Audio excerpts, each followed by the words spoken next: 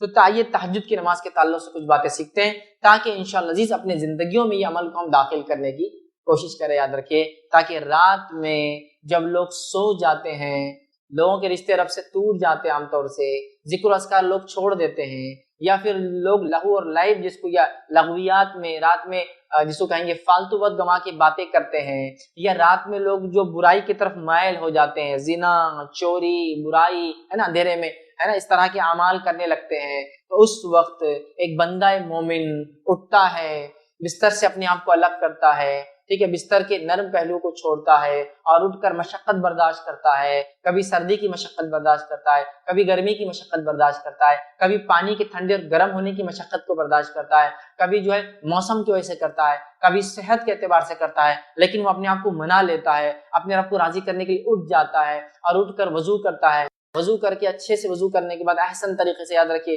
وہ نماز کے لیے کھڑا ہوتا ہے اور اپنے رب سے رشتہ قائم کرتا ہے، اپنے رب سے تعلق قائم کرتا ہے. یاد رکھیے اللہ کے سامنے عاجزی کرتا ہے، انکساری کرتا ہے، استغفار کرتا ہے، دعائیں کرتا ہے، نماز سے ہٹ کر تلاوت قرآن کرتا ہے، تو رب العزت اس چیز کو بے حد بے حد بے حد پسند کرتا ہے. ہم دن میں تو کرتے ہیں لیکن صد افسوس یا افسوس کی بات ہے ان لوگوں کے لیے جو فرائض ہی ادا نہیں کرتے، چونکہ میں تو نفل کی بات کر رہا ہوں، لیکچر ہی نفل پہ ہو رہا ہے، فرائض پہ تو نہیں ہو رہا ہے. صد افسوس ہے، لیکن نوافل کا اگر یہ اجر ہے تو میں سمجھتا ہوں اس کے اجر کو سمجھ کے آپ فریضے کا یا فرائض کا اجر کیا ہوتا ہے اندازہ لگا سکتے. اور اس بات کو میری یاد رکھیے، اس بات کو یاد رکھیے، سلف صالحین کے نزدیک، صحابہ تابعین تبع تابعین ان کے نزدیک فرائض تو فرائض تھے، سب کو اس پر عمل کرنا ہی تھا. اس میں کوئی خصوصیت نہیں تھی کہ انسان فرض کر رہا ہے 5 وقت نماز، آج تو بولیں کوئی 5 وقت نماز پڑھا تو فرشتہ ہی ہے، لیکن یہ کوئی خصوصیت نہیں تھی. خصوصیت یہ تھی کہ انسان اللہ رب العزت رات میں اپنا تعلق وہ کرے، معلوم، اور بہت اہم تھا. سلف صالحین میں یہ بات عام تھی کہ وہ رات کی نمازیں پڑھتے. کچھ صحابہ کو دیکھا جاتا کہ وہ پوری رات نماز پڑھتے. اب آپ کہیں گے پھر سوتے کب تھے؟ ظاہر سی بات ہے نماز رات بھر پڑھ کے کچھ حصہ سوتے بھی تھے، لیکن اکثر چونکہ نماز پڑھتے تو ہم کہہ رہے پوری رات نماز، اور کوئی واقعی میں پوری رات نماز پڑھتے تھے، ٹھیک، اور دن میں کسی وقت آرام کیا کرتے تو پوری رات عبادت کر رہے ہیں. کچھ کا حال یہ کہ آدھی رات عبادت کر رہے ہیں، کچھ کا حال یہ کہ 1/3 کر رہے ہیں، کچھ کا حال یہ کہ 1/5 کر رہے ہیں، کچھ کا حال یہ کہ 1/6 کر رہے ہیں، 1/6 رات کو بانٹ رہے ہیں نماز. اور کچھ ایسے بھی تھے جو بہت قلیل مختصر 2 رکعت ہی پڑھ رہے ہیں لیکن پڑھ رہے ہیں. یہ ان کا معاملہ تھا یاد، اور یہ ان کے تقوی کی علامت تھی یاد. ورنہ نماز فرائض ادا کرنا یہ تو سب کا کام تھا، سبھی کرتے تھے اس زمانے میں. یہ ان کی خصوصیت، رات میں اٹھنا یہ اللہ کے عاجز بندوں کا شیوا ہے. جو اللہ رب العزت کے عاجز بندے ہوتے ہیں، انکساری اختیار کرنے والے بندے ہوتے ہیں، یہ ان کا شیوا، ان کا طریقہ ہے کہ وہ رات کی نمازوں کو پڑھتے ہیں. یاد رکھیں تو تہجد کا ہم کوشش کریں، تہجد، قیام اللیل، تراویح، صلاۃ اللیل، رات کی نماز، اس کا ہم خاص اہتمام کریں. یاد رکھیں صحیح مسلم کی روایت ہے، نبی اکرم صلی اللہ علیہ وسلم فرماتے اور کہتے ہیں فرض نماز کے بعد افضل ترین نماز صلاۃ اللیل یعنی تہجد ہے. فرض نماز کے بعد سب سے افضلین ترین نماز صلاۃ اللیل ہے، مطلب رات کی نماز ہے. اور اکثر علماء نے اس پہ ہی راجی اتفاق کیا کہ اس سے مراد تہجد کی نماز. فرض نماز کے بعد اگر کوئی افضل عبادت ہے تو کون سی عبادت ہے؟ نوافل میں سب سے افضل عمل تہجد ہے. فرض نماز کے بعد اگر کوئی افضل عمل ہے تو صلاۃ اللیل ہے، رات کی نماز ہے. قیام اللیل ہے، رات کا کھڑے ہونا ہے، کھڑے ہونے سے مراد نماز کے لیے کھڑے ہونا، رات کی نماز ہے. یہ سب سے افضل عمل ہے یاد رکھیے فرض نمازوں کے بعد. تو ہمیں چاہیے کہ ہم فرائض کا تو اہتمام کریں، نوافل میں بڑھ چڑھ کر حصہ لیں. کیوں کہ جب ہم نوافل کا اہتمام کرتے ہیں تو اللہ رب العزت ہماری بہت تائید اور نصرت کرتا ہے. یاد رکھیے ہمارے دلوں سے بیماریوں کو، پریشانیوں کو، دکھوں کو، تکلیفوں کو دور کر دیتا ہے، ہماری دعاؤں کو، حاجتوں کو، منتوں کو، مرادوں کو قبول کر لیتا ہے. یاد رکھیے رات کا وقت، یاد رکھیے اس کے بڑے فضائل، یاد رکھیے بڑے فضائل. فرض نماز کے بعد سب سے افضل نماز اگر کوئی نماز ہے نمازوں کے بعد تو وہ صلاۃ اللیل ہے، رات کی نماز ہے، قیام اللیل ہے، تہجد ہے، تراویح کی نماز ہے، یا جو ہے قیام اللیل جس کو ہم کہتے ہیں، یہ یاد رکھیے رات کی نماز ہے. اسی طرح جو ہے یاد رکھیے نبی اکرم صلی اللہ علیہ وسلم خود کی اگر ہم مثال لے لیں تو نبی اکرم صلی اللہ علیہ وسلم کی عادت مبارکہ تھی کہ آپ فرائض کے علاوہ اتنا نفل پڑھتے، خاص طور سے رات میں، کہ روایت کے اندر آتا ہے، بخاری کی روایت ہے، آپ رات کو اتنا طویل قیام کرتے، اتنے لمبے قیام کرتے تھے کہ نبی اکرم صلی اللہ علیہ وسلم کے قدم مبارک سوج جاتے تھے، ایسے سوج جاتے تھے جیسے اب پھٹ جائیں گے. اس کو بولتے ہیں اردو ورم آ جانا، سوج جانا، سمجھ رہے آپ؟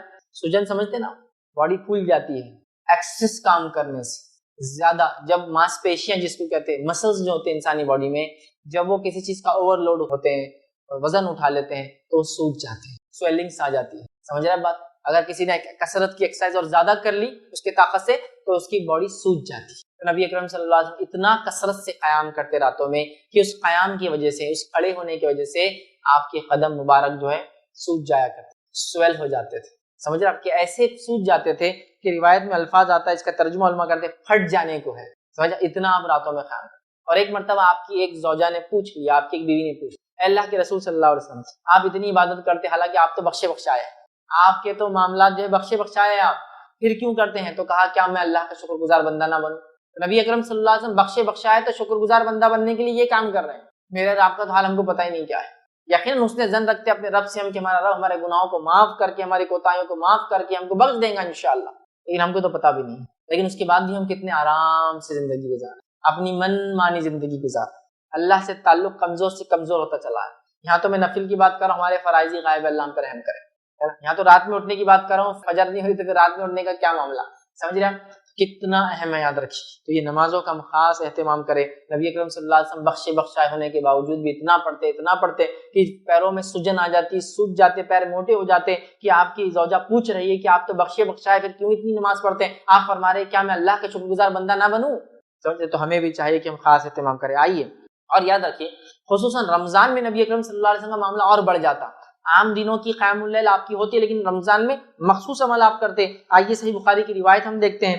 روایت کے الفاظ اس طرح سے کہ نبی اکرم صلی اللہ علیہ وسلم قیام اللیل کا خصوصاً رمضان میں اہتمام کرتے۔ حدیث کے الفاظ اس طرح سے، جب ماہ رمضان کا آخری عشرہ آ جاتا آپ صلی اللہ علیہ وسلم اپنی راتوں کو زندہ کرتے، راتوں کو جاگتے اور اپنے گھر والوں کو بھی جگاتے اور عبادت کے لیے کمر بستہ ہو جاتے۔ نبی اکرم صلی اللہ علیہ وسلم رمضان کے آخری عشرے میں اپنے گھر والوں کو بھی جگاتے، خود بھی جاگتے اور عبادت کے لیے کمر بستہ ہو جاتے۔ اور ظاہر سی رات میں کون سی عبادت کریں گے؟ قیام کرنا، نماز پڑھنا، مطلب تلاوت قرآن کرنا، ذکر کرنا، استغفار، اپنے گناہوں کی معافی مانگنا، دعائیں کرنا، یہی تو تھا رات میں۔ اب ظاہر سی بات ہے عورتوں کا معاملہ لے لے، جو عورتیں پاکیزہ ہے وہی سب کر سکتی، جو ناپاکی کی حالت میں نماز چھوڑ کے وہ سب کر سکتی ہے، وہ استغفار کر سکتی ہے، ظاہر سی بات ہے اس کے لیے ان کو غسل کی ضرورت نہیں، استغفار کر سکتی ہے، دعائیں کر سکتی ہے، نماز نہیں پڑھیں گی بس۔ دیکھ رہے اپنے گھر والوں کو جگاتے اٹھاتے، اور مطلب قیام اللیل تو اہم ہے، رمضان کی قیام اللیل اور اہم ہے، اور رمضان کی آخری عشرے قیام اللیل اور اہم ہے کہ اللہ کے رسول خود جاگ رہے ہیں، گھر والوں کو جگا رہے ہیں، تو ہمیں قیام اللیل کا تو یوں ہی اہتمام کرنا چاہیے، رمضان میں بالخصوص کرنا چاہیے، اور رمضان کے آخری عشرے کی راتوں میں تو اور بالخصوص کرنا چاہیے، اور اس کے اندر بھی اگر اور اندر جاؤں تو رمضان کے آخری عشرے کی طاق راتوں میں تو اور بالخصوص کرنا چاہیے، کیونکہ وہ شب قدر بھی ہو سکتی ہے، پانچوں میں سے کوئی عام دنوں میں بھی، رمضان میں بھی، رمضان کے آخری عشرے میں بھی، 5 راتوں میں جو طاق، ہمیں بہت اہتمام کرنا یاد رکھیے، قیام اللیل یاد رکھیے، راتوں کی نماز کا یاد رکھیے۔ تو اللہ کے رسول صلی اللہ علیہ وسلم خود پڑھتے، گھر والوں کو اپنے حکم دیتے، ٹھیک ہے، رمضان کے اندر آپ اہتمام زیادہ کرتے یاد رکھیے۔ اسی طرح بخاری کی روایت ہے، جس نے ماہ رمضان کی راتوں میں قیام کیا، من قام رمضان، جس نے ماہ رمضان کی راتوں میں قیام کیا، نماز پڑھی، ایمان اور اس نیت سے کہ اللہ اس کا اجر دینے والا ہے، غفر لہ ما تقدمت من ذنبک، تو اللہ اس کے پچھلے تمام گناہوں کو معاف کر دیتا ہے۔ جو رمضان میں قیام کرے راتوں میں اس نیت سے احتساب کی کہ اللہ اس کا مجھے بدلہ دینے والا ہے، تو اللہ رب العزت اس کے تمام پچھلے گناہوں کو معاف کر دیتا ہے۔ ایک روایت میں من صام رمضان، رمضان میں روزے رکھے ایمان اور احتساب کی نیت سے، اس نیت سے کہ اللہ اس کا اجر دے گا، اس کے پچھلے گناہ معاف ہو جاتے ہیں۔ یہاں کا من قام رمضان، جو رمضان کے اندر قیام کرے، اور قیام کے ساتھ کیا کرے، اس نیت سے قیام کرے کہ اخلاص کے ساتھ، کسی کو دکھانے کی نیت سے نہیں، شور غل کے لیے نہیں کہ اب پورے لوگ نماز پڑھے تو میرے کو بھی جانا پڑے گا، لوگ پوچھیں گے مسجد میں تم رات میں دکھ رہے ہیں رمضان، نہیں، احتساب کہ اللہ مجھے اجر دینے، پھر جماعت سے ہو جائے تو افضل، نہ بھی ہو تو انفرادی پڑھے تو اس کے پچھلے گناہ معاف ہو جاتے ہیں۔ آئیے صحیح بخاری کی ایک اور روایت، نبی اکرم صلی اللہ علیہ وسلم نے فرمایا، ہمارا رب ہر رات کے آخری تہائی حصے میں، ایوری نائٹ، رمضان خاص نہیں ہے، رمضان کے بارے میں 2 روایتیں ہوگی، ایک آپ کو جاگتے آخری عشرے میں جگاتے گھر والوں کو، اور دوسری یہ قیام کرنا۔ اب دوسری روایت آ گئی، اس میں عام بات ہے، کیا حدیث سنیے غور سے، ہمارا رب ہر رات کے آخری تہائی حصے میں آسمانی دنیا پر نزول فرماتا ہے اور کہتا ہے، کون ہے جو مجھے پکارے اور میں اس کی دعا قبول کر لوں، انا الملک، کون ہے جو پکارے اور میں اس کی دعاؤں کو قبول کروں، اور اس کے بعد اللہ رب العزت فرماتا ہے، کون ہے جو مجھ سے کچھ مانگے اور میں اسے عطا کروں، کون ہے جو دعا مانگے اور میں قبول کروں، کون ہے جو مجھ سے مانگے اور میں اس کو عطا کروں جو وہ چاہتا ہے، ٹھیک ہے۔ اس کے بعد اللہ فرماتا ہے، کون ہے جو مجھ سے مغفرت طلب کرے اور میں اسے بخش دوں۔ اور یہ معاملہ ہر رات ہوتا ہے، ہر رات ہوتا ہے، ہر رات ہوتا ہے۔ مصیبتوں میں پریشان لوگ، دکھوں سے پریشان لوگ، بیماریوں سے پریشان لوگ دعاؤں کے تعلق سے کہ بھائی ہماری دعائیں اللہ سے ہم کو قبول کروانا ہے، اپنی منتیں مرادیں حاجتیں پوری کروانا ہے، تو در در جانے کی اور بھٹکنے کی ضرورت نہیں۔ یہ وہ وقت ہے، یہ وہ ٹائم ہے، یہ وہ سمے ہے جس گھڑی اور سمے میں اگر اٹھ جاؤں گے تو اللہ رب العزت ندا اور آواز لگائی جاتی ہے کوئی مانگنے والا میں دینے بیٹھا ہوں، ہے کوئی مجھ سے مانگنے والا میں دعائیں قبول کرنے بیٹھا ہوں، ہے کوئی کچھ مانگنے والا میں اس کو عطا کرنے بیٹھا ہوں۔ اور اللہ فرماتا ہے کوئی مغفرت طلب کرنے والا، چلو دنیا کچھ نہیں آخرت کا، تو میں وہ بھی دینے بیٹھا ہوں۔ اور یہ سلسلہ ہر رات کے تیسرے پہر آخری پہر ہوتا ہے، اور یہ کب ہوتا ہے معلوم آپ کو؟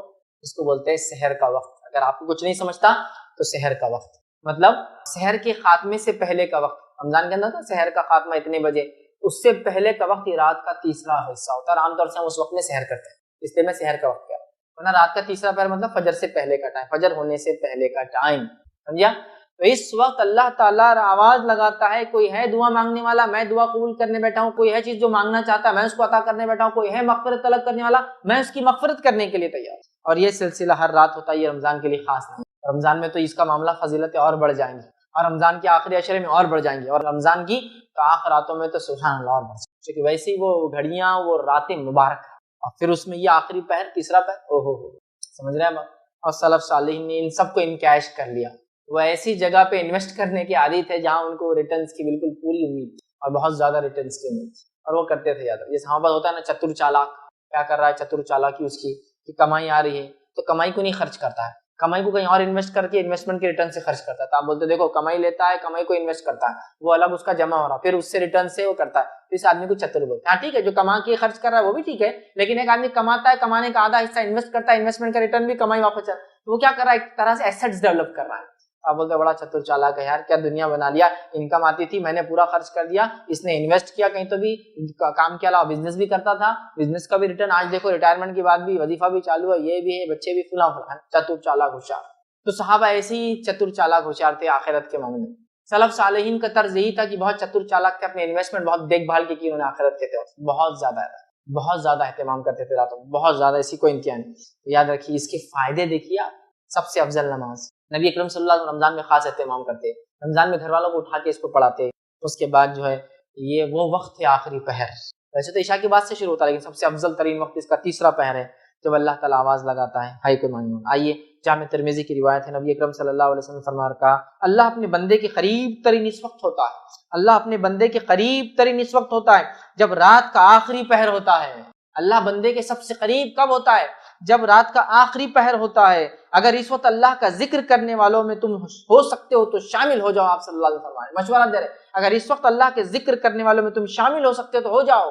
اللہ سب سے قریب ترین انسان رات کے آخری حصے میں ہوتا ہے، اور آپ کو معلوم اللہ سب سے قریب ترین بندہ سجدے کی حالت میں ہوتا ہے، تو اگر دونوں روایتوں کو ہم ملا لے تو اللہ سے سب سے قریب آدمی سجدے کی حالت میں ہوتا ہے، اور اگر رات کے آخری پہر کا وہ سجدہ ہو تو اور قریب ہو جائیں گا، ظاہر سی بات۔ سب سے قریب اللہ بندے سے رات کے آخری پہر ہے، اور حدیث میں آتا ہے کہ سجدے میں سب سے قریب ہوتا ہے، تو کیوں نہ اس وقت نماز پڑھی جائے تاکہ قریب سے قریب ترین ہو جائے۔ اور جب ایک بندہ اللہ کا محبوب بن جاتا ہے تو دنیا کی وسیلوں کی، دنیا کی چیزوں کی اس کو ضرورت نہیں پڑتی، اپنے معاملات کو، اپنے معاملات کو یوں ہی نکلوا لیتا ہے اپنے رب سے، ہے نا۔ جیسا لوگ جان پہچانے تو منوا کے اپنے کام نکال لیتے ہیں، تو جس بندے کی پہچان رب العزت سے ہوتی ہے وہ منوا لیتا ہے اپنا کام اپنے رب سے، وہ بنا لیتا ہے اپنی آخرت دنیا میں رہتے ہوئے، یاد رکھیں۔ تو یہ رات میں ہو سکتا ہے، یہ کمال رات میں ہو سکتا ہے، یاد رکھیے۔ تو ہم کوشش کریں کہ ہم اس کے لیے جدوجہد بولوں گا، آج کے زمانے میں تو کوشش نہیں، مجاہدہ ہو جائیں گے آج تو، بہت اسٹرگل ہے، کیونکہ جو لائف سٹائل ہم جیتے نا وہ لائف سٹائل یہ ہے کہ دن بھی برباد اور رات بھی برباد کرنے والا لائف سٹائل ہے۔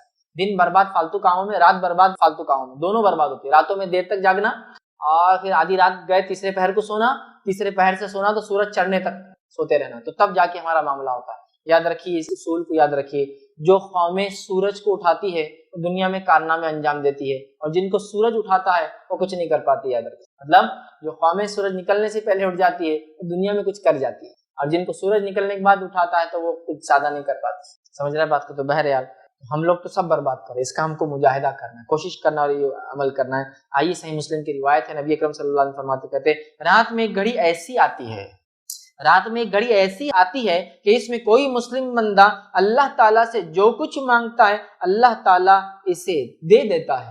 رات میں ایک گھڑی ایسی آتی ہے کہ اس میں ایک مسلمان بندہ جو کچھ اپنے رب سے مانگتا ہے اللہ اسے دے دیتا ہے، ٹھیک دے دیتا ہے، اور یہ گھڑی ہر رات میں آتی رہتی ہے. یہ کوئی سال میں ایک دن مخصوص شب قدر وغیرہ نہیں، یا پھر ذی الحجہ کے پہلے 10 دن نہیں، یا پھر حرمت والے مہینوں میں نہیں. یہ ہر رات یہ مسئلہ ہوتا ہے، ہر رات یہ ایسا ہوتا ہے کہ ایک گھڑی آتی ہے اور اس میں بندہ مسلمان کوئی چیز مانگے.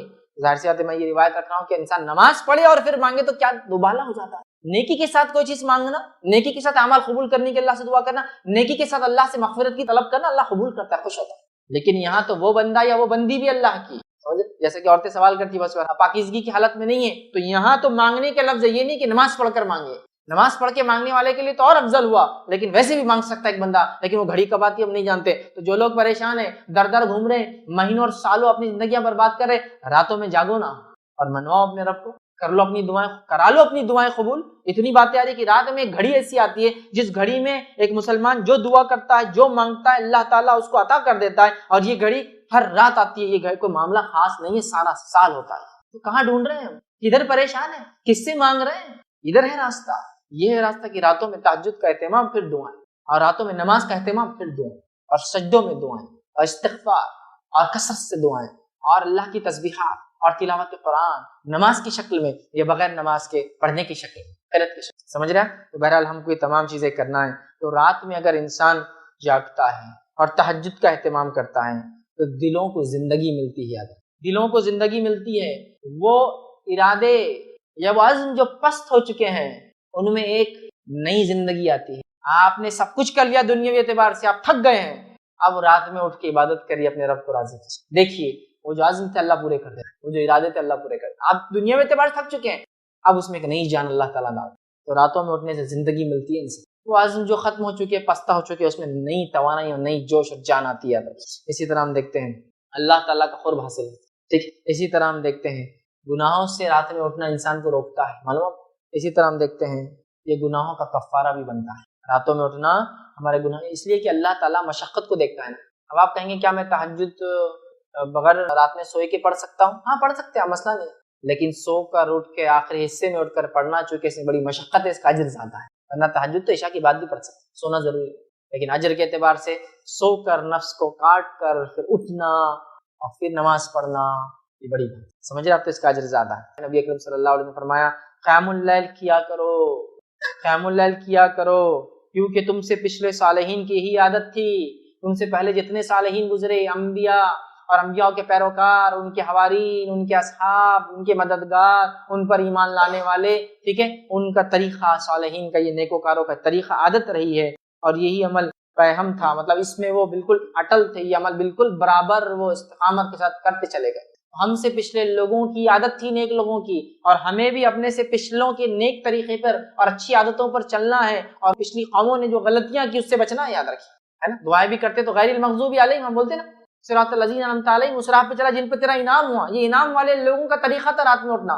غیر المغضوب اور وہ پچھلے لوگوں نے جس پہ غضب ہوا ان میں مت ہمیں شمار کر، ولا الضالین جو بھٹک گئے. دعائیں کرتے ہیں تو پچھلے لوگوں کا طریقہ، نیک لوگوں کا جن پہ انعام ہوا، وہ راتوں کو اٹھا.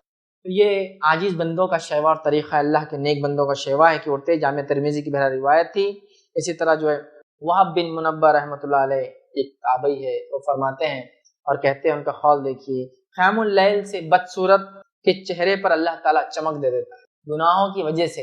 وہ آدمی نہیں کہ اب آپ بولیں گے امریکن اور یورپین تو پورے گورے ہوتے ہیں، اب ان کو کیا بدصورت کو دیں گے. نہیں، کانٹیکسٹ. انسان کی بدعمالیاں اس کے چہرے کو کالا کر دیتی ہے، اس کی بدعمالیاں اس کو بیکار بے نور کر دیتی ہے. تو یہ فرماتے ہیں، یہ تابعی ہیں، وہ فرماتے ہیں وہب بن منبہ رحمۃ اللہ علیہ، وہ کہتے ہیں قیام اللیل سے بدصورت کے چہرے پر چمک آ جاتی ہے.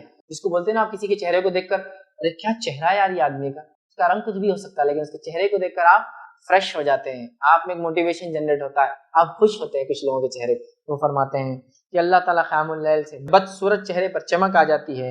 یہ فرماتے ہیں اس کی بدولت ذلیل آدمی کو اللہ عزت نصیب کر دیتا ہے. اب ظاہر سی بات ہے جو رات کو اٹھ کے نماز پڑھ رہا تو فرائض کا اہتمام تو ہو ہی چکا ہوں گا نا اس کا. اللہ تعالیٰ اس کے ان اعمال، فرائض اور نفل میں اضافہ اور راتوں میں اٹھنے کی بدولت کیا کرتا ہے، اس کے لیے یہ کرتا ہے کہ ذلیل آدمی کو اللہ عزت دلا دیتا ہے. اور کئی لوگ جو اعمال کے اعتبار سے ذلیل تھے، گناہ گار تھے، جب اللہ حضور میں جو توبہ کیا، سچی توبہ کی اور ایمان لائے، اور اس کے بعد جو نبی نے جس وقت میں موجود تھے اس نبی پر ایمان لا کے اس کے طریقے پر چلے اور اللہ رب العزت کو راضی کرنے کی کوشش کی، تو وہ ایک دم ذلیل تھے اعمال کے اعتبار سے، اللہ نے عزت بخش دی دنیا کی. تو چور اور ڈاکو تھا ایمان لے کر آیا، اللہ نے عزت بخش دی، سمجھ رہا؟ تو کوئی اللہ کا نیک بندہ بن گیا جس کے واقعات، جس کی برائیاں مشہور تھی سماج، یہ ہوتا ہے، تو وہ کہتے ہیں کہ اللہ ذلیل کو عزت دے دیتا ہے، ٹھیک ہے۔ اور پھر فرماتے ہیں روزے دار کی شہوانی قوتوں کو کمزور کر دیتا ہے، اور مومن کے لیے جنت سے پہلے راحت و آرام کی کوئی جگہ نہیں۔ دن میں روزہ رکھنے سے شہوانی قوتیں کم ہوتی ہیں، اور رات کو جاگنے سے چہرے پر نور اور عزت ملتا ہے، سمجھ رہا؟ کتنی بڑی بات۔ اب جو واقعے میں فرائض پہ عمل کر رہا ہے وہ اپنے نور کو اور بڑھا لے، اپنی عزت کو اور بڑھا لے۔ جو عمل نہیں کرتا ہے وہ فرائض سے عمل کر کے اس طرف بھاگنے کی کوشش کرے۔ یہ گریس مارکس کی بات ہو رہی ہے، جتنی بھی نوافل کی بات ہو رہی ہے۔ نوافل فرض کے بعد ہی اجر دیتے ہیں، یاد رکھیں۔ تو کوئی سمجھیں گے ارے اتنے فائدے تو میں فرض نہیں کر کے یہ کروں گا، یہ تو تب اجر دیں گے جب فرائض ہوں گے، یہ بات یاد رکھیے، ٹھیک ہے۔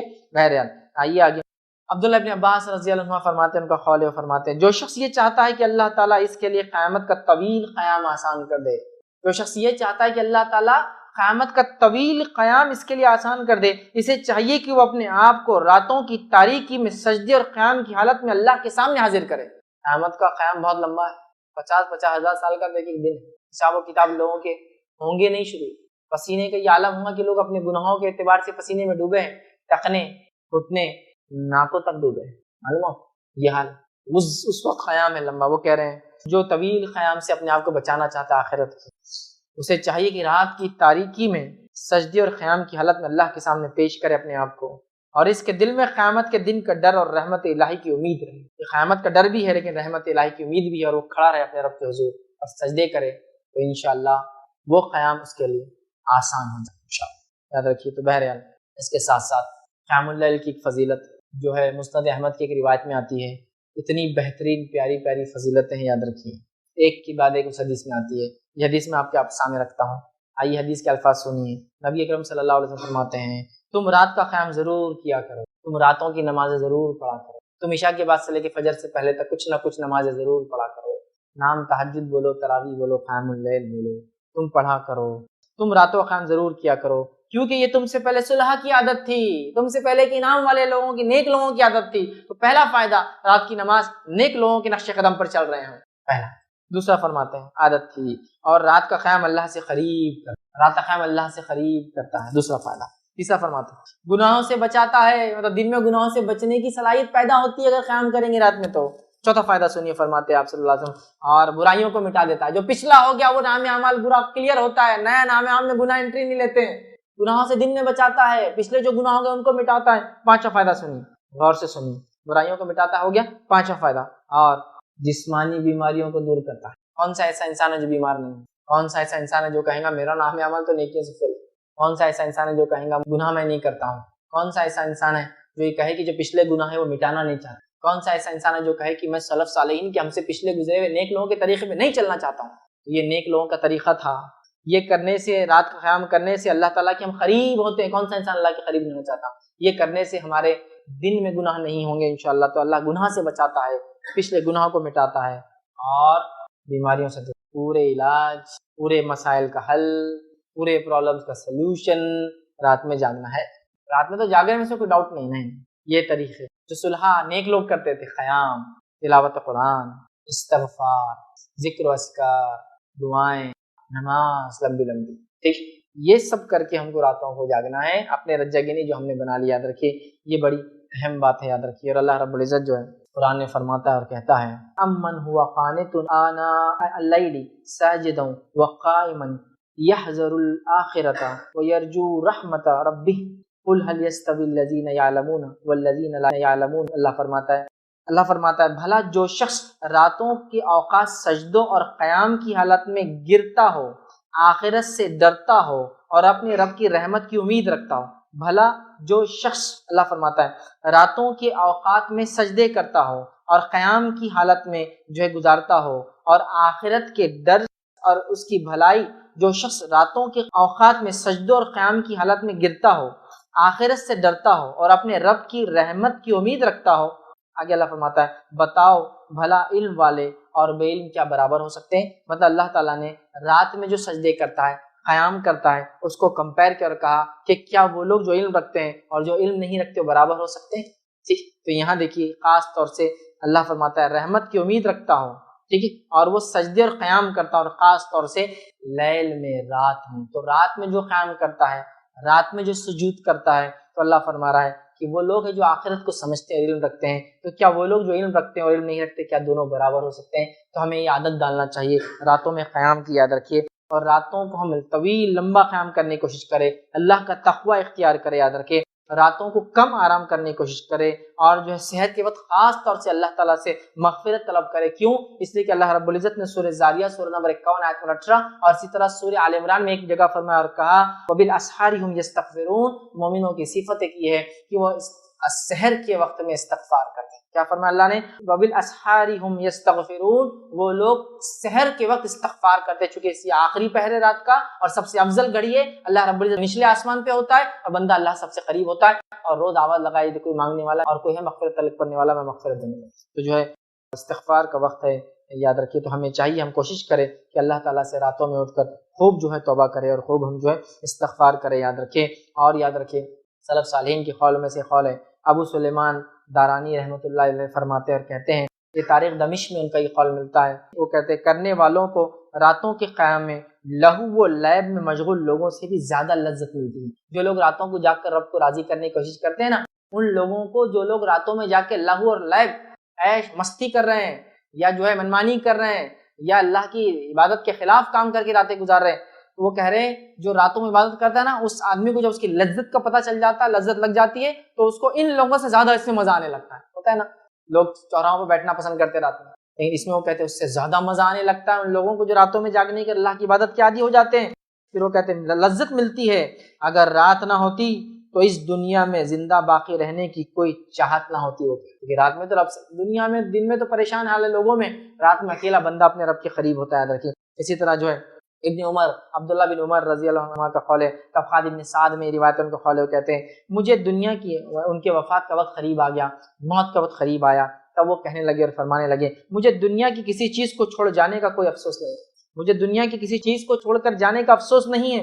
پھر فرماتے اور کہتے ہیں افسوس نہیں ہے، البتہ شب بیداریوں اور راتوں کی عبادت سے محروم ہو جانے کا افسوس ہے مجھے، بس دنیا کو چھوڑ کے جانے کا کوئی افسوس نہیں، مال متاع جائیداد بیوی بچے افسوس نہیں، صرف ایک چیز کا افسوس ہے، جو اکیلے میں رات کی عبادت کرتا تھا، اللہ سے قریب ہوتا تھا، وہ موقع نہیں ملے۔ اتنی بڑی بات ہے، سلف صالحین کتنا راتوں کو جاگنے کے شغف تھا، عادت تھی، عادی تھے، ایک دم اپنے آپ کو انہوں نے اس کے لیے تیار کیا تھا، یاد رکھیے یہ بڑی اہم بات ہے، یاد رکھیے۔ اور راتوں میں کھڑے ہونا کوئی عام بات نہیں، راتوں میں کھڑے ہونا عام آدمی کے بس کی بات نہیں، راتوں میں کھڑے ہونا یہ ہر کسی کی بس کی بات نہیں۔ ہاں ہر کسی کی بس میں یہ تو ضرور ہے، آدھی رات تک جا کر لہو لعب میں، شور غل میں، فلموں میں اور تھیٹروں کے اندر اور سڑکوں پر، نکڑوں میں، چوراہوں میں، دوستوں کے غول کی غول بنا کے گاڑیاں بھگانے میں، گاڑیاں چلانے میں، راتوں میں ہائی ویز سے بیٹھ کر پارٹیز کرنے میں تو ہو سکتا ہے، لیکن رات میں عبادت کرنا ہر آدمی کے بس کی بات نہیں ہے۔ یہ اللہ کے بہت کم بندے ہوتے ہیں جن کو اللہ رب العزت یہ نیک توفیق دیتا ہے کہ اللہ رب العزت کی اٹھ کے رات میں عبادت کرتے ہیں۔ اور اس تعلق سے آئیے ایک مشہور قول آپ سنیے، یہ قول جو ہے قتادہ رحمۃ اللہ علیہ کا ہے، جو بہت مشہور مفسر ہے نا، آپ ابن کثیر پڑھیں گے تو قتادہ یہ فرماتے ہیں، قتادہ رحمۃ اللہ فرمایا، یہ وہ جو ہے مفسر ہے، ان کا قول ہے، قتادہ رحمۃ اللہ علیہ فرمایا کرتے تھے، یا ان کا قول ہے جو ہے، ان کے قول دیکھیے کیا ہے، وہ کہتے تھے منافق کبھی بھی اطاعت الہی کے لیے راتوں میں جاگ نہیں سکتا۔ وہ کہا کرتے تھے منافق کبھی بھی اطاعت الہی کے لیے راتوں میں نہیں جاگ سکتا، یہ تو منافق تو ویسے فرض بھی دکھانے کو کرتا ہے، تو رات میں کیوں جاگیں گا؟ تو کہتے تھے منافق کبھی بھی رات میں اطاعت الہی کے لیے جاگ نہیں سکتا، یہ تو صرف سچا مومن ہی، اس لیے میں نے بھی کہا سچا مومن، کیونکہ رات میں فرض نماز کو تو لوگ دیکھ رہے ہیں تو منافق آ جاتے تھے، لیکن رات میں تھوڑی منافق نماز پڑھتے ہوں گے۔ وہ کہتے ہیں کہ منافق کبھی بھی جو ہے اطاعت الہی کے لیے رات میں جاگ نہیں سکتا، یاد رکھیے، بڑی بات ہے، یاد رکھیے، ایک بڑا بھاری قول ہے ہم جیسے لوگوں کے لیے، یاد رکھیے۔ بہرحال آگے آئیے ہم دیکھتے ہیں، اللہ رب العزت نے فرمایا کہا تتجافى جنوبهم عن المضاجع يدعون ربهم خوفا وطمعا ومما رزقناهم ينفقون۔ اللہ فرماتا کہتا ہے ان کے پہلو بستر سے الگ رہتے ہیں، مطلب صحابہ کے تعلق سے آ رہی بات کہ وہ راتوں میں جاگتے ہیں، اپنے اللہ اپنے نیک بندوں کا تذکرہ کر رہا ہے کہ ان کے پہلو بستر سے الگ ہوتے ہیں، رات میں الگ رہتے ہیں، وہ جہنم کے خوف اور جنت کی لالچ میں اللہ تعالیٰ کو پکارتے ہیں، کوئی نہیں جانتا کہ ان کی آنکھوں کی ٹھنڈک کا کیا سامان چھپا رکھا ہے جو انہیں ان کے اعمال کے بدلے میں دیا جائے گا۔ وہ لوگ جو راتوں کو اپنے پیٹھ کو بستر سے الگ رکھتے ہیں، مطلب فرائض ادا کرنے کے علاوہ راتوں میں اٹھتے ہیں، اللہ فرما رہا ہے، اور اللہ سے خوف کرتے، جہنم سے اور سے پناہ مانگتے ہیں، جنت کے تعلق سے طلب کرتے، اللہ سے اس کی لالچ رکھتے ہیں، تو اللہ فرما رہا ہے اور اللہ کو پکارتے ہیں، کوئی نہیں جانتا اللہ نے ان جیسے لوگوں کی آنکھوں کی ٹھنڈک کے لیے کیا سامان چھپا کر رکھا ہے، آج معلوم نہیں ہے، ہڈن ہے۔ اور اللہ تعالیٰ نے ایسے نیک لوگوں کو جو رات میں جاگتے ہیں ان کے لیے خزانے جمع کر رکھے ہیں، ایسی نعمتیں جمع کر رکھی ہے جس کو دیکھ کر ان کی آنکھوں کو ٹھنڈک محسوس ہو، لیکن وہ کیا ہے اللہ کہہ رہا ہے یہ خود نہیں جانتے ہیں، لیکن یہ کر کے آؤ پالو گے اس چیز کو۔ بڑی بات ہے، بہت بڑی بات ہے، یاد رکھیے ہمیں راتوں کو جا کر اللہ کی عبادت میں گزارنے کی کوشش کرنا چاہیے۔ یوں تو بہت گل چھرے، عیش مستی مذاق، انجوائمنٹ، ہاں کنٹری سائڈ جو ہے پکنک اور رات میں خیمے لا کے گھوم لیے، بہت گھوم ہو گیا سب، لیکن یہ عادت، یہ مشغلہ ہم کو بنانا یاد رکھیے اور اس کے فائدے اٹھانا ہے۔ اسی طرح اللہ رب العزت جو ہے قرآن میں فرماتا، سورہ دہر کی آیت نمبر 26 اور 27 میں فرماتا اور کہتا ہے وَمِنَ اللَّيْلِ فَاسْجُدْ لَهُ وَسَبِّحْهُ لَيْلًا طَوِيلًا إِنَّ هَؤُلَاءِ يُحِبُّونَ الْعَاجِلَةَ وَيَذَرُونَ وَرَاءَهُمْ يَوْمًا ثَقِيلًا۔ اللہ فرماتا اور کہتا ہے، غور سے سنیے کیا ہے، اللہ فرماتا ہے اور رات کے وقت اس کے سامنے سجدے کر اور رات کا طویل عرصہ اس کی تسبیح کیا کر۔ نبی اکرم صلی اللہ علیہ وسلم کو اسپیشل حکم ہے اور انبیاء کے لیے یا نبی اکرم صلی اللہ علیہ وسلم کے لیے رات کی نماز فرض تھی، یاد رکھیے یہ ضروری ہوتی ہے، یاد رکھیے، اور آپ صلی اللہ علیہ وسلم ہمیشہ پڑھتے تھے۔ پھر اللہ فرما رہا ہے وَمِنَ اللَّيْلِ فَاسْجُدْ لَهُ وَسَبِّحْهُ لَيْلًا طَوِيلًا، کہ نبی آپ رات میں سجدہ کرے، مطلب قیام کرے، نماز پڑھے اور رات کا طویل عرصہ اللہ کی تسبیحات بیان کرے۔ إِنَّ هَؤُلَاءِ يُحِبُّونَ الْعَاجِلَةَ، اور اللہ فرماتا ہے اور کہتا ہے بے شک یہ مادی لوگ جو دنیا پرست لوگ ہیں وہ جلدی ملنے والی دنیا چاہتے ہیں، اجلت سے ملنے والی وہ چیز چاہتے ہیں۔ پھر اللہ فرماتا ہے عاجلہ وَيَذَرُونَ وَرَاءَهُمْ يَوْمًا ثَقِيلًا، اور فرماتا ہے جلدی ملنے والی دنیا کو چاہتے ہیں اور اپنے پیچھے ایک بڑے بھاری دن قیامت کی ہولناک کیا چھوڑے اور بھلائے بیٹھے ہیں۔ یہ لوگ دنیا پرست لوگ دنیا چاہتے ہیں لیکن آخرت کو بھلا بیٹھے ہیں، اس کی عذاب کو، اس کی ہولناکیوں سے جو ہے یہ لوگ بالکل انجان ہیں۔ لیکن اے نبی آپ راتوں میں جگہ کیا کیجئے، سجدے کیا کیجئے، خوب ذکر کیا کیجئے اور ایک بڑا طویل عرصہ اس میں گزاریے۔ تبھی تو نبی اکرم صلی اللہ علیہ وسلم لمبی لمبی راتوں میں نمازیں قیام کرتے تھے، جیسے قیام ہوتا تھا ویسا اتنا لمبا رکوع ہوتا تھا، ویسا اتنا لمبا سجدہ ہوتا تھا، بہت آرام اور اطمینان کے ساتھ آتا۔ یہ نماز کی کیفیت و تفصیلات دیکھنا ہے تو وتر اور تہجد اور تراویح کی نماز کی تفصیلات میں نے پورا بیان کی، وتر کی نماز کا طریقہ، اس سے پورے مسائل میں نے اس میں وتر اور تہجد کی نماز کا طریقہ اس کے مسائل میں بیان کیے۔ بہرحال تو ہم دیکھتے ہیں سلف صالحین کا یہی طرز تھا اور وہ بہت زیادہ اس میں جو ہے عمل کیا کرتے تھے، ٹھیک ہے۔ اسی طرح ہم دیکھتے ہیں جو ہے بعض سلف صالحین کے رات کی نماز کے تعلق سے جو اقوال میں سے اقوال ملتا ہے وہ یہ ہے، وہ شخص سخت برے حساب سے نجات کی امید کیسے لگا سکتا ہے جبکہ وہ رات بھر سویا رہتا ہے اور پھر دن بھر لہو لعب اور کھیل تماشے میں گزار دیتا ہے۔ وہ شخص اللہ سے آخرت مغفرت کی امید کیسے کر سکتا ہے جو راتوں کے اندر وہ جو ہے وہ فرماتے ہیں جو امید کیسے لگا سکتا ہے جو رات بھر سویا رہتا ہے اور دن میں لہو اور لعب فالتو کاموں میں لگا رہتا ہے، وہ کیسے سوچ سکتا ہے کہ اس کی مغفرت ہوگی، وہ کیسا امید کر سکتا ہے۔ تو لہٰذا ہمیں چاہیے کہ ہم خوب جو ہے قیام اللیل کا اہتمام کریں اور اس کی جو کیفیت ہونی چاہیے وہ کیفیت ہم جو اپنے اندر اختیار کریں۔ اس کے کئی فائدے انشاءاللہ العزیز ہم کو ملیں گے، دنیاوی اور اخروی فائدے تو یقیناً اسی کے لیے ہے۔ اور وہ لوگ جو سوتے پڑے ہیں، یہاں رات کی نماز تو دور فجر بھی نہیں پڑھتے ہیں، ایسے ایک شخص کا تذکرہ نبی اکرم صلی اللہ علیہ وسلم کے سامنے ہوا جو فجر بھی نہیں پڑھا اور سوتا رہا۔ صحیح بخاری کی روایت ہے، نبی اکرم صلی اللہ علیہ وسلم فرمایا وہ ایسا شخص ہے جس کے کان میں شیطان نے پیشاب کیا ہے۔ جب انسان فجر نہیں پڑھتا ہے تو شیطان کیا کرتا ہے، پہلے تو پھسلاتا ہے فجر کے ٹائم پہ، اور جب نہیں پڑھتا ہے تو اس کے کان میں پیشاب کر کے چلا جاتا ہے، سمجھ رہے ہیں۔ بہرحال ہمیں چاہیے کہ ہم اہتمام کریں، اس کا اور خاص یاد رکھیے اہتمام کریں۔ آئیے ایک روایت ہم سنتے ہیں اور نبی اکرم صلی اللہ علیہ وسلم نے اس روایت میں کیا فرمایا وہ بات آپ کے سامنے رکھتا ہوں۔ روایت کو جب آپ سنیں گے تو ایسا لگتا ہے میرے اور آپ کے بارے میں بات ہو رہی ہے، بڑی افسوس کی بات ہے، لیکن جو بات بتائے گی بڑی سچی بات ہے۔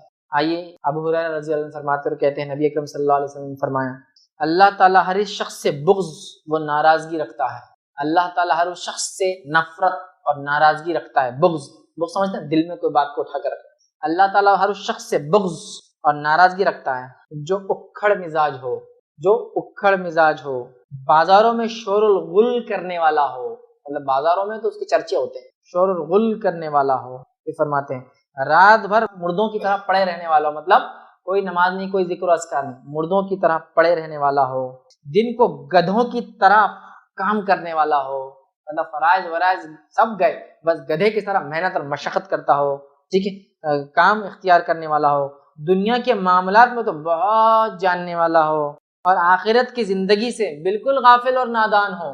تذکرہ جب میں پڑھا تو مجھے لگا اللہ مجھ پر رحم کرے، میرا یہ آپ کا تذکرہ اور ہم لوگوں کا تذکرہ، ایسا انسان ہے، سنیے اس کی کیفیت۔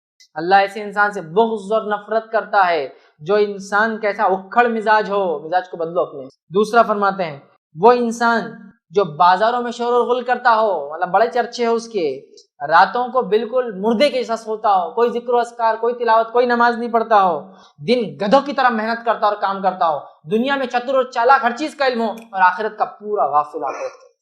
آج ہماری زندگی کیا ہے؟ دن بھر گدھوں کی طرح کام کرنا، رات بھر جانوروں کے جیسا سونا، پھر دن بھر وہی کرنا۔ دنیا میں تو ایسی چتر چالاکی کی کون سے برانڈ کا کون سا ڈیزائن، کون سا ماڈل، کون سے ماڈل کا کون سے ماڈل کے پیس میں کون سے چیز کتنی کتنی کیسی کون سی تبدیلی کے ساتھ کون سے کمپنیوں کی ہے، سب پتہ ہے ہم کو، لیکن یہی بات قرآن حدیث آیتوں کے تعلق سے قرآن اس کی سمجھ ہم کو، میں سمجھتا بہت کم لوگ، میں ہی فیل ہو جاؤں گا، نہیں معلوم، سمجھا؟ نہیں معلوم۔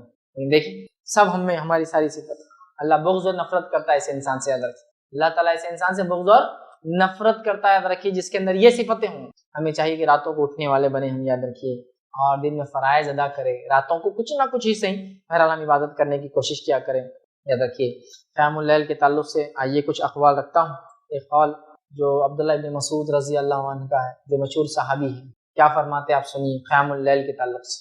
جب آپ سے فرمایا گیا، کسی نے کہا کہ ہم جو ہے قیام اللیل نہیں کر پاتے، رات کی نمازیں نہیں پڑھ پاتے، ٹھیک ہے، تو وہ فرماتے اور کہتے ہیں تمہیں تمہارے گناہوں نے اس کے قابل نہیں چھوڑا۔ سبحان اللہ، کیا فرماتے ہیں؟ تمہیں تمہارے گناہوں نے اس کے قابل ہی نہیں چھوڑا کہ تم رات میں قیام کر سکے۔ سبحان اللہ، کیونکہ رات میں جب انسان قیام کرتا ہے تو اللہ سے گناہوں سے دور کرتا ہے اور پچھلے گناہوں کو مٹاتا ہے، تو کہتے ہیں اگر تم رات میں قیام نہیں کر سکتے ہو تو تمہارے گناہوں نے تمہیں اس لائق نہیں چھوڑا کہ تم رات میں اللہ کے سامنے کھڑے ہو، یا اللہ تعالیٰ نے تمہیں اس لائق نہیں رکھا کہ اب تم اس کے سامنے رات میں کھڑے ہو۔ وہ تو ایسا وقت ہے کہ جو مانگا قبول ہو رہا ہے، مغفرت مل رہی ہے، گناہوں سے اللہ بچا رہا ہے، پچھلے گناہوں کو اللہ معاف کر رہا ہے، اپنی قربت دے رہا ہے، نیک لوگوں کے طریقوں پر چلا رہا ہے، تو کہہ رہے تمہارے گناہوں نے تم کو چھوڑا اللہ، سمجھے؟ آئیے آگے ہم بڑھتے ہیں۔ ایک اور قول اسی طرح ملتا ہے، بڑا سخت ہے وہ بھی اپنے آپ میں۔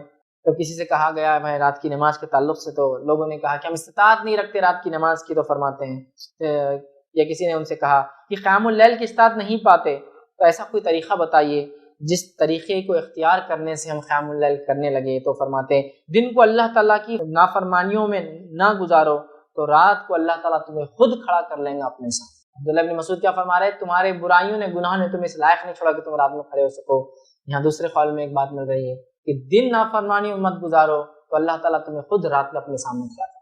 سبحان اللہ، آج ہم نے نہ اپنے دن ایسے رکھے کہ رات میں اللہ کے سامنے کھڑے ہو سکے، نہ راتیں ایسی رکھی ہم نے کہ دن میں اللہ کے سامنے کھڑے ہو سکے، کیونکہ راتیں ایسی کہ فجر غائب ہو جا رہی ہے نا۔ تو بہرحال ہمیں بہت زیادہ اس چیز کی کوشش کرنا ہے کہ جتنا ہو سکے، جیسی ہو سکے، رات کی نماز تھوڑی کیوں نہ صحیح پڑھنا ہے، 2 رکعت ہی صحیح صرف پڑھنا ہے، عشاء کی نماز کے علاوہ 2 رکعت ہی صحیح پڑھنے کی ہمیں انشاءاللہ کوشش کرنا، یاد رکھیے۔ اور ایسی بیداری جب اپنے آپ میں لائیں گے بڑے فائدے ہوں گے، یاد رکھیے۔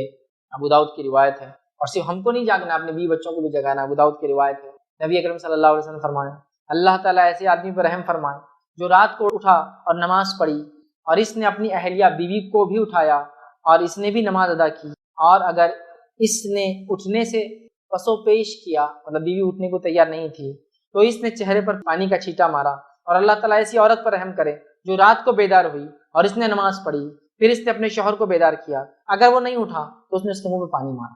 یہ فجر کی پہلے کی بات ہو رہی۔ اور ماں عائشہ رضی اللہ عنہا فرماتی ہے نبی اکرم صلی اللہ علیہ وسلم مجھے رات میں اٹھاتے تہجد کے لیے، اور رات میں پانی مار کے کہتے عائشہ اٹھو۔